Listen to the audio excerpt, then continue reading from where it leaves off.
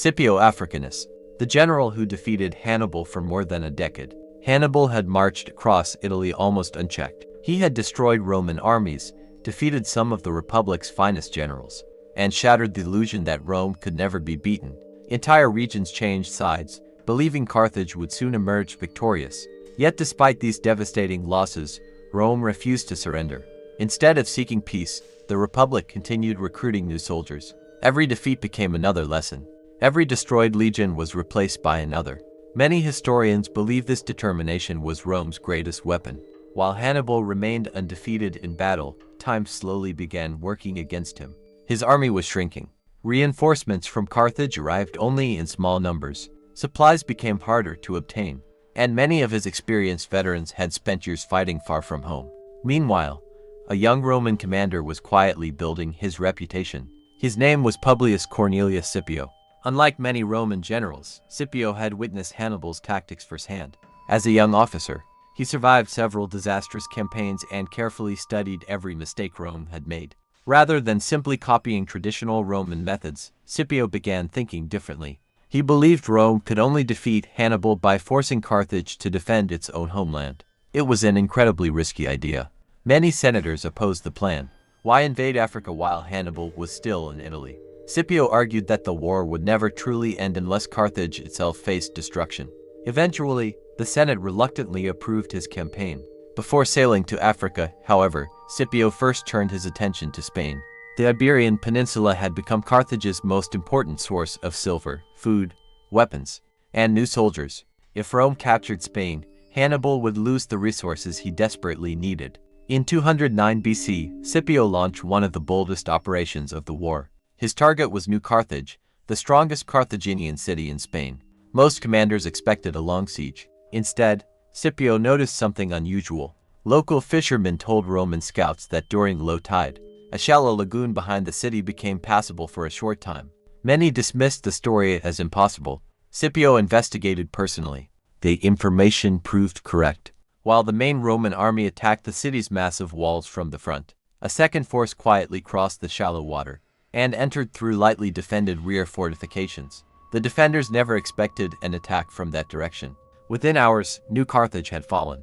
The victory transformed the war. Rome captured enormous quantities of weapons, treasure, supplies, and valuable hostages. Even more importantly, many Spanish tribes switched their loyalty to Rome.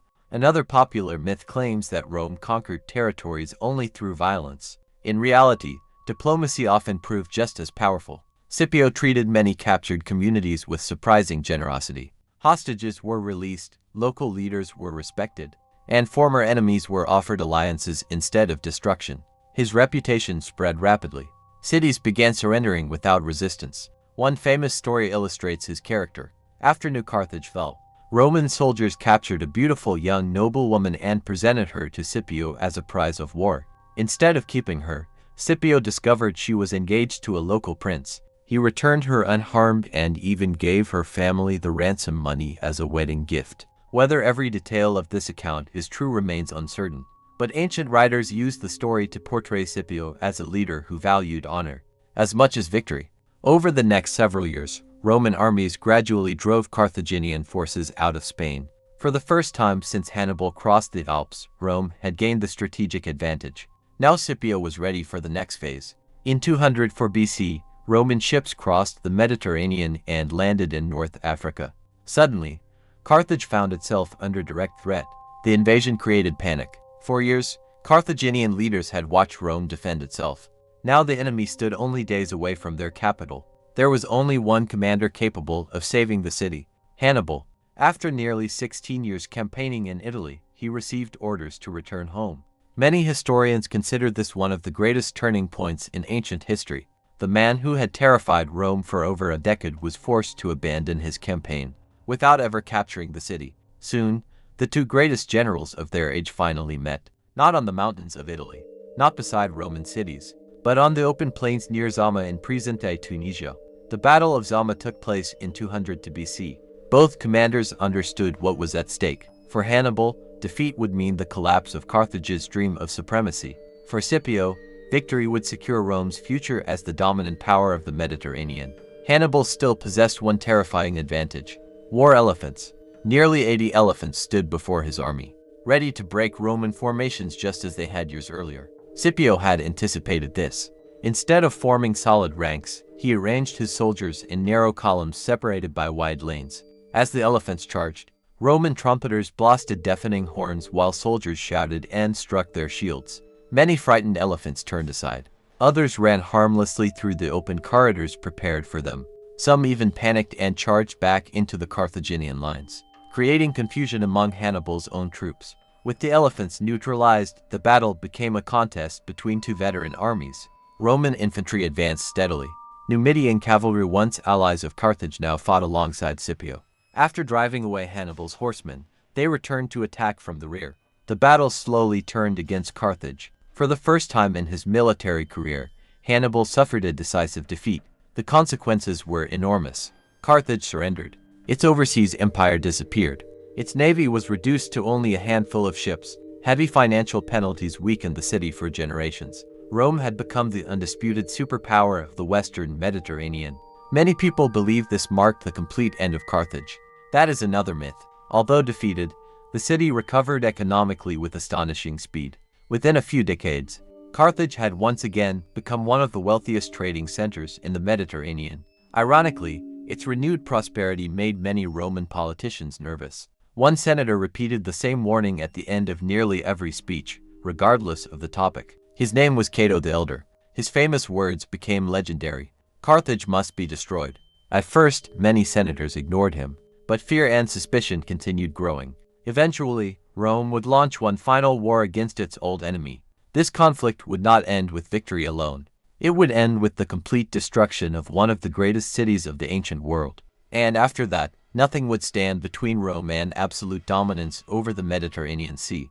The destruction of Carthage and Rome's rise to world power, the victory at Zama, changed the balance of power forever. For the first time in centuries, no rival in the Western Mediterranean could match Rome's military strength. The Republic celebrated its triumph, and Scipio Africanus returned home as one of the greatest heroes in Roman history. But while Roman citizens celebrated, many senators remained uneasy. Carthage had lost the war, yet it had not disappeared. Despite crushing reparations and strict military restrictions, the city recovered with astonishing speed. Its merchants returned to the sea, its markets flourished once again, and wealthy trading families rebuilt their fortunes through commerce rather than conquest. Within only a few decades, Carthage had become one of the richest cities in the Mediterranean. This prosperity alarmed many Romans. One man, more than any other, believed Rome had made a terrible mistake by allowing Carthage to survive. His name was Marcus Porcius Cato, better known as Cato the Elder. Every speech he delivered in the Senate ended with the same sentence: Carthage must be destroyed. It did not matter whether the discussion concerned taxes, farming, or military reforms. Cato always finished with those four words. According to one famous story, he once brought a fresh fig into the Senate. Holding it before the assembled senators, he asked where they believed it had been picked. When they answered, Carthage, Cato explained that the fruit had arrived in Rome only a few days after being harvested. His point was simple. If fresh fruit could travel from Carthage to Rome so quickly, then an enemy army could as well. Whether this story happened exactly as described remains uncertain, but it perfectly reflects Roman fears. Many politicians believed that as long as Carthage existed, Rome would never be truly safe. Years passed, then another crisis provided Rome with the excuse it had been waiting for. Carthage became involved in a conflict with its neighboring kingdom of Numidia, ruled by King Massinissa, a longtime Roman ally. Although Carthage was forbidden from declaring war without Rome's permission, repeated Numidian raids pushed the city beyond its limits. Eventually, Carthage defended itself. Rome immediately declared that this action violated the peace treaty. In 149 BC, the Third Punic War began. Unlike the previous two wars, this conflict was not about controlling trade routes or gaining territory. It had a far darker objective: the complete destruction of Carthage. When Roman armies landed in North Africa, Carthaginian leaders desperately tried to avoid war. They surrendered weapons. They handed over hostages. They accepted nearly every Roman demand. Then Rome revealed its final condition. The entire population had to abandon the city forever. Carthage itself would be demolished. For the citizens, this was unacceptable. They chose resistance instead. Every street became a battlefield. Blacksmiths worked day and night forging swords, shields, and spearheads. Women cut off their long hair to make ropes for catapults. Children carried stones and supplies through burning neighborhoods. Even elderly citizens joined the defense. The siege lasted nearly 3 years. Roman commanders expected a quick victory. Instead, they encountered one of the fiercest urban battles of the ancient world. House by house, street by street, block by block, the defenders refused to surrender. Finally, in 146 BC, the Roman general Scipio Aemilianus, the adopted grandson of Scipio Africanus, launched the final assault. Roman soldiers broke through the city's defenses and advanced into Carthage. What followed was 6 days of relentless fighting. Entire districts burned. Temples collapsed. Thousands of civilians fled through smoke-filled streets, while Roman troops battled desperate defenders from rooftop to rooftop. Ancient historians describe flames so intense that they illuminated the night sky for kilometers. When the fighting finally ended, the once glorious city lay in ruins. Survivors were sold into slavery. Its magnificent harbor was destroyed. Its libraries, palaces, and markets disappeared beneath the rubble. One of the greatest civilizations of the ancient world had come to an end. For centuries, a popular myth claimed that the Romans scattered salt across the ruins so that nothing would ever grow there again. It is one of history's most famous stories, but modern historians agree that there is no reliable ancient evidence supporting it. The tale most likely originated many centuries later. The destruction itself was real enough. Rome did not need salt to erase its rival. With Carthage gone, no Western power remained capable of challenging Roman dominance. The Mediterranean increasingly became known as Mare Nostrum, our sea. Trade expanded dramatically. Ships carrying grain from Egypt, wine from Greece, olive oil from Spain, marble from Turkey, and luxury goods from the East crossed Roman waters every day. The Republic grew richer than ever before.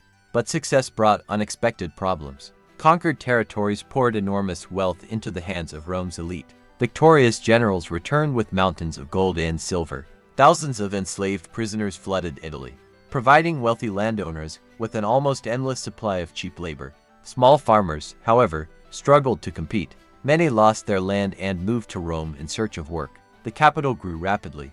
Crowded neighborhoods spread across the hills. The gap between rich and poor widened every year. Political corruption also increased. Powerful families spent fortunes bribing voters, forming secret alliances, and competing for influence inside the Senate. The Republic had become incredibly successful abroad, yet deep cracks were beginning to appear at home.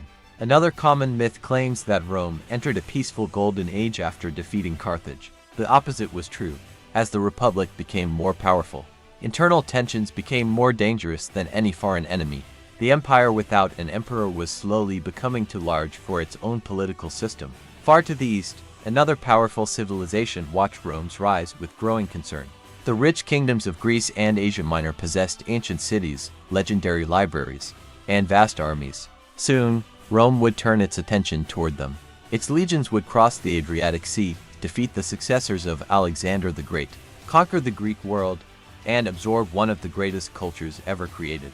The conquerors of Carthage were about to encounter a civilization whose ideas, philosophy, science, and art would transform Rome forever. When Rome conquered Greece, but Greece conquered Rome by the middle of the 2nd century BC, Rome had destroyed its greatest rival in the West. Carthage was gone. The Republic controlled Spain, Sicily, Sardinia, Corsica, and much of North Africa. Trade flowed into Roman ports from every corner of the Mediterranean, and victorious generals returned home with unimaginable wealth. Many Romans believed there were no enemies left capable of challenging the Republic. They were wrong. Across the Adriatic Sea lay a land that had shaped the ancient world. Long before Rome became powerful, Greece, although the age of Alexander the Great had ended nearly 2 centuries earlier, his empire had left behind several powerful kingdoms. Macedonia, the Seleucid Empire, and the Ptolemaic Kingdom of Egypt still possessed enormous wealth, experienced armies, and some of the greatest cities on earth. Their philosophers had transformed science. Their mathematicians had measured the stars. Their architects had built temples that amazed travelers from every nation. Rome admired Greek civilization, but admiration did not prevent war. Tensions began with the Kingdom of Macedonia.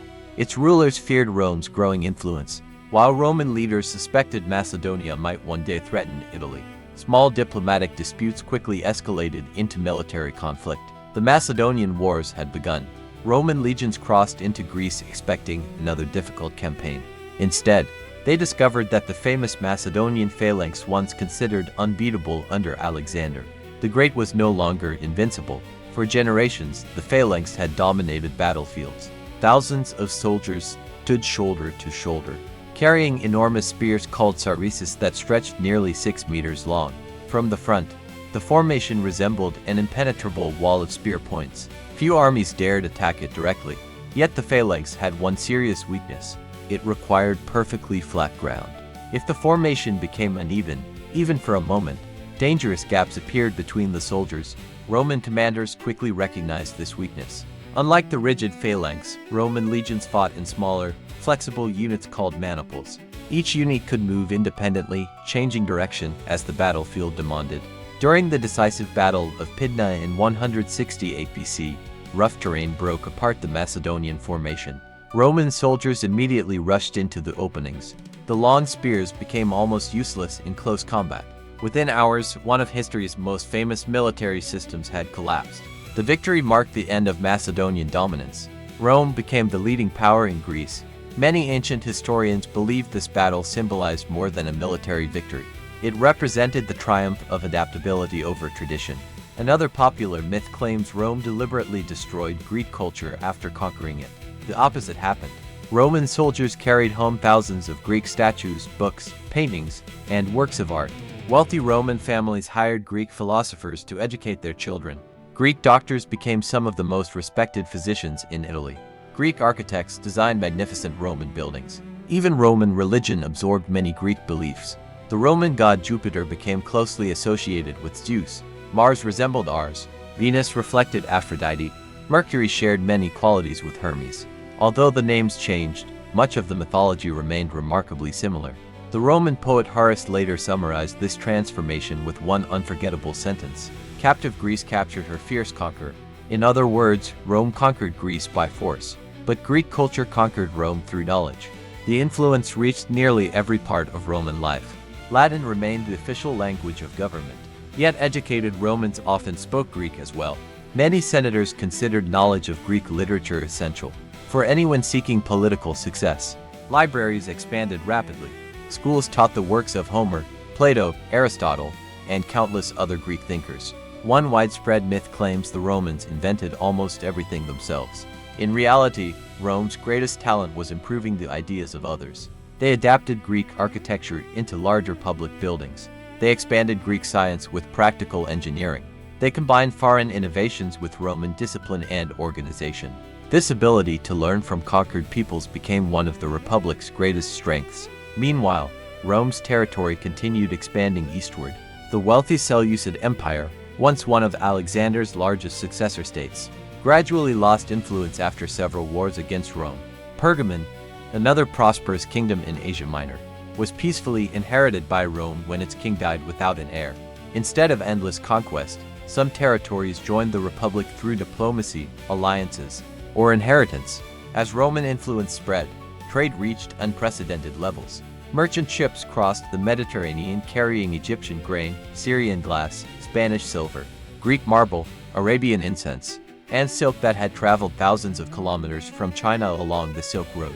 Rome itself became the largest marketplace in Europe. Its population approached 1 million people, making it one of the greatest cities on earth. Massive construction projects transformed the capital. Aqueducts carried fresh water across valleys and mountains. Stone bridges connected distant provinces.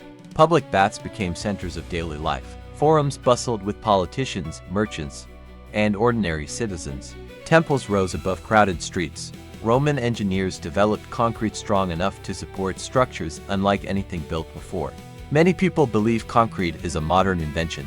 In fact, Roman concrete has survived for nearly 2,000 years. Modern scientists continue studying its remarkable durability. Some Roman harbors built with this material still stand today, despite centuries of waves and storms. Yet beneath this impressive prosperity, serious problems continued growing. Victoria's generals accumulated enormous personal wealth. Political rivalries became increasingly bitter. Election campaigns grew more expensive every year. Bribery became common.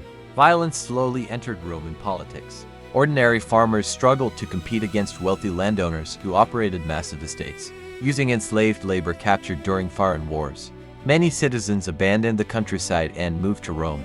The city's population exploded. Crowded apartment buildings filled entire neighborhoods. Unemployment increased. Food shortages occasionally sparked riots. The Republic appeared stronger than ever. In reality, it was becoming dangerously unstable. Some politicians argued that only sweeping reforms could save Rome.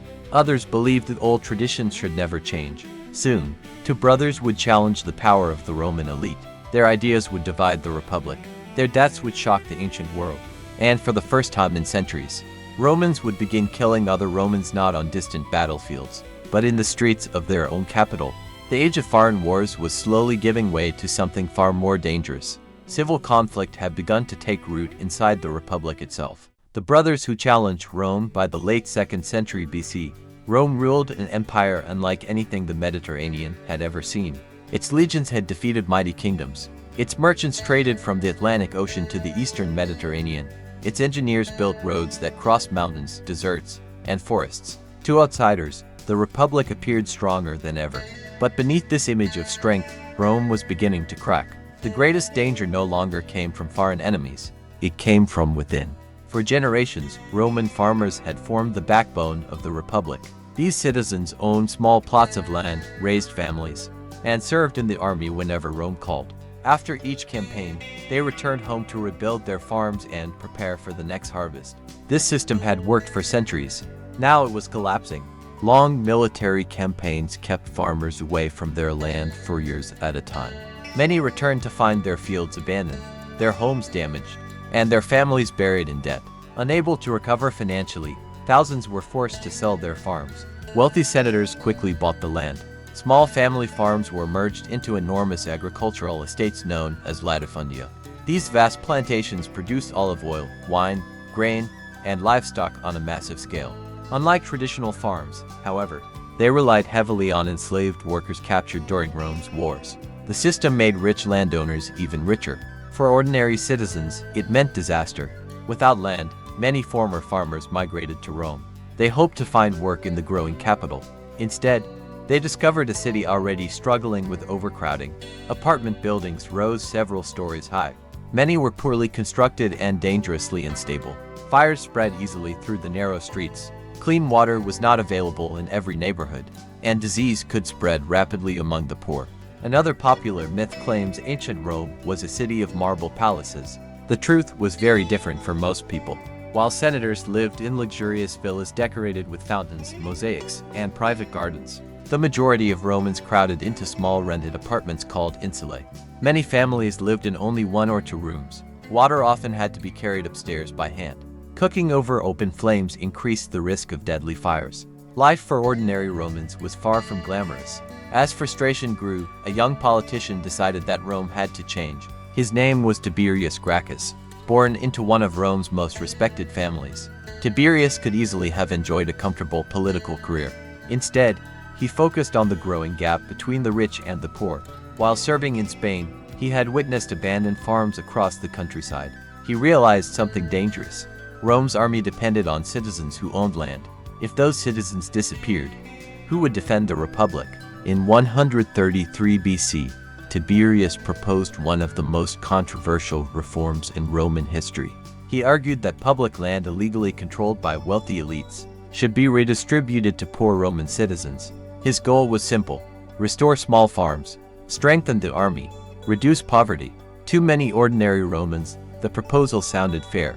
Too many senators, it sounded like an attack on their wealth and influence. Political tensions reached a breaking point when opposition blocked his reforms. Tiberius appealed directly to the People's Assembly rather than the Senate. This shocked Rome's ruling class. For generations, political disagreements had been settled through debate. Now the conflict became personal. During a chaotic meeting on the Capitoline Hill, a group of senators and their supporters armed themselves with wooden clubs and broken furniture. They charged into the crowd. Tiberius Gracchus was beaten to death. More than 300 of his followers were killed alongside him. Their bodies were thrown into the Tiber River. For the first time in centuries, political violence had claimed the life of a Roman leader inside the city itself. Many citizens were horrified. Others believed the Senate had saved the Republic. No one realized that a dangerous precedent had just been set. Violence had entered Roman politics. 10 years later, another reformer emerged. This time, it was Tiberius' younger brother, Gaius Gracchus. More charismatic and even more ambitious than his brother, Gaius believed Rome needed far broader reforms. He expanded the grain supply, making food more affordable for poor citizens. He proposed founding new colonies where landless Romans could build new lives. He reformed the courts to reduce corruption. He even suggested extending certain rights to Rome's Italian allies, many of whom had fought beside Roman legions for generations without enjoying full citizenship. Some historians consider Gaius one of the most visionary politicians of the Roman Republic. Others argue his rapid reforms frightened conservatives who feared the traditional balance of power would disappear forever. Once again, political tensions exploded. Armed supporters gathered on both sides. The Senate declared a state of emergency.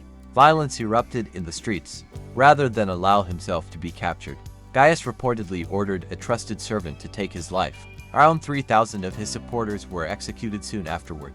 The deaths of the Gracchi brothers changed Roman politics forever. Future leaders learned an important lesson. Winning elections was no longer enough.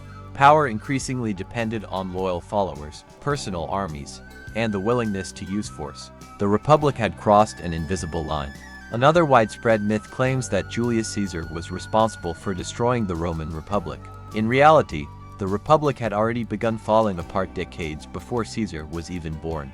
The Gracchi crisis exposed weaknesses that had existed for generations: economic inequality, political corruption, growing violence, competition between ambitious elites. These problems would only become worse. At the same time, another challenge emerged. Rome's Italian allies had fought beside Roman legions for centuries. They paid taxes, they supplied soldiers, many died defending the Republic. Yet they still lacked full Roman citizenship. Resentment spread throughout Italy. Soon, these loyal allies would take up arms against Rome itself in a conflict known as the Social War. The Republic would survive, but only just. And from the chaos would emerge a new generation of military leaders, men whose personal ambition would reshape history forever. Among them was a brilliant young commander whose name would soon become feared across Europe, Gaius Marius. His reforms would transform the Roman army forever. And, without realizing it, he would also lay the foundations for the rise of Julius Caesar and the end of the Roman Republic.